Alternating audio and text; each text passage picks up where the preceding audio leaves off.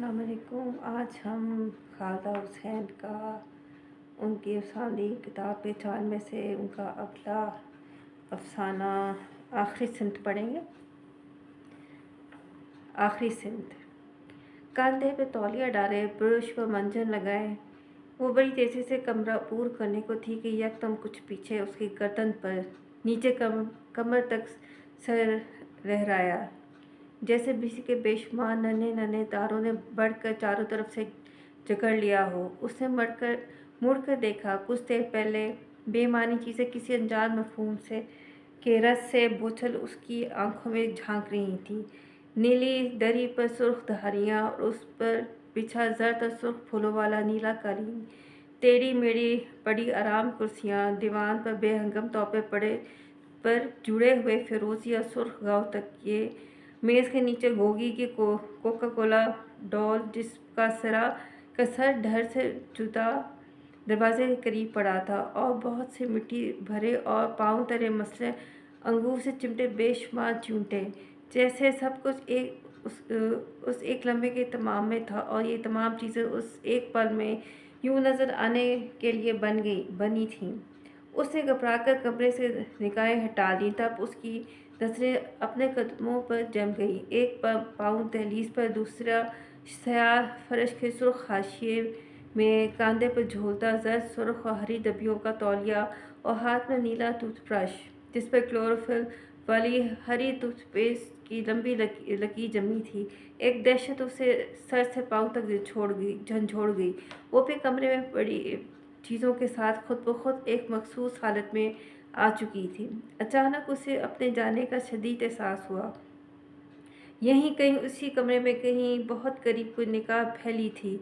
यकदम अब्बा अपने कमरे में खांसे और नींद में डूबे घर की खामोशी टूट गई। उसने एक झटके के साथ पिछला पाँव दहलीज पार करने को आगे बढ़ाया। उस वक्त उसकी निगाह किसी बड़ी मानूस सी चीज़ से छलकती हुई गुजर गई। उसने तेज़ी से घूम कर देखा। बड़े अब्बा की निगाहें उसे घूरे हुई थीं। बड़े अब्बा की ये तस्वीर परसों से, जब से उसने होश संभाला था, इस दीवार पर इसी तरह टंगी थी। धारियों वाला बंद गले का कोट, रोमी टोपी और झुर्रियों भरे चेहरे पर आंखों से नीचे नीचे होंठों तक फैला हुआ धीमा सा मुस्कुराहट। ऐसा तासुर आज उसने परी गौर से देखा कि ये मुस्कुराहट नहीं थी, बस जानी बेचानी चीज़ पर जो मुलायमत सी होती है वही थी। और इस मुलायमत से ऊपर गहरा डालने वाली उदास आंखें उसकी आंखों में बेबस थीं। कोई तिलिस्मी बोझ उस पर आन पड़ा और उसके कदम नीचे ही नीचे फर्श में धंसते चले गए। उसे सोते में दिल पर अचानक उतर आने वाला बोझ याद आ गया, जैसे इंसान मनो मिट्टी दबता चला जाए और हाथ पांव हिलने के बावजूद ना हिल सके। मगर वो तो हमेशा बाएं पहलू पर बोझ पड़ने से होता था, इसलिए तो अम्मा दाएं कब्र सोने की ताकीद करती थीं, और आयतल कुर्सी और तीनों कुल और जाने क्या क्या सीने पर दम करने को कहती थीं। मगर उस वक्त अच्छे खासे जागते में उस पर मनो मिट्टी का बोझ उतरने लगा। खौफ और उदासी से उसका गला रंध गया। उसने बड़े अब्बा की आंखों में उलझा अपनी निगाह का तार छुड़ाने की कोशिश की। बड़े अब्बा जो भूली परसी खाने से भी ज़्यादा भूले बिसरे थे। अब्बा कभी बरसों पहले उनकी बातें सुनाया करते थे, और तब भी कभी कोई बात उसके दिल ना लगी थी। बिना वजूद के इंसानों का तस्वर ही उसके जहन में कब आता था। चुनांचे बड़े अब्बा की ये तस्वीर बिल्कुल वैसी ही थी जैसे कभी अंग्रेज़ी की इबारत में फ्रांसीसी की सतरें आ जाएं और निगाहें फ़ौरन उन सतरों को छोड़कर आके चलते। दिन में पीसियों मतवाही तो वो इस तस्वीर के करीब से गुजरती थी, मगर आज तक बड़े अब्बा ने इस पर यूं निगाहों का जाल ना फेंका था। और ये जो अब उनके नखोश में गर्म सी मायूसियत उभर रही थी, उससे उसका जहन बिल्कुल बिखर गया। रात सारी से मुस्कुराते होंठ और उदासी भरी अंदर ही अंदर उतरने वाली आंखें, जिन्हें वो पहली मर्तबा देख रही थी, मगर जो इस कदर मानूस थीं गोया खुद उसी के वजूद का हिस्सा हों। सो जाओ बेटे, सो जाओ, अब्बा ने झुंझला कर पुकारा। तब उसके हाथों ने बढ़कर बत्ती बुझाई और जिस्म बिस्तर पे गिर गया। सुबह सवेरे आँख खुलते ही उसे किसी साजिश में घिरने का एहसास हुआ और बिस्तर में पड़े-पड़े उसका दिल डूबने लगा। तमाम फ़िज़ा आँखों बिना की निकाब बनी और उसके इर्द-गिर्द फैली थी, जैसे कोई चूंटी शीशे के गुंबद में कैद हो जाए। उफ़ी की इलेक्ट्रिक शेवर की छूं-छूं शुरू हो गई। अप्पू ने रेडियो सैलून लगाया। खाने के कमरे से बर्तनों का शोर उठने लगा। अजी ये शैतानी चरखा धीमा करो। अम्मा ने कोठरी में से पुकारा। उनका सूरा यासीन का विर्द तारों की छाँव से शुरू होकर नाश्ते के वक्त तक जारी रहता था। अप्पू ने ज़रा देर को रेडियो धीमा किया और फिर ऊंचा कर दिया। अंजी सहगल, उसने दरवाजे में आकर नारा लगाया। तुरपत बेतियाँ वेन दिन दिन रेन। सहगल की आवाज़ से फिर उसका रुआं कांप उठा, जैसे शदीद दर्द से जिस्म के रुएं खड़े हो जाए। एक अजीब से बेबसी का एहसास उसके अंदर जाग उठा। डरते-डरते उसने तिस्वी की तरफ देखा।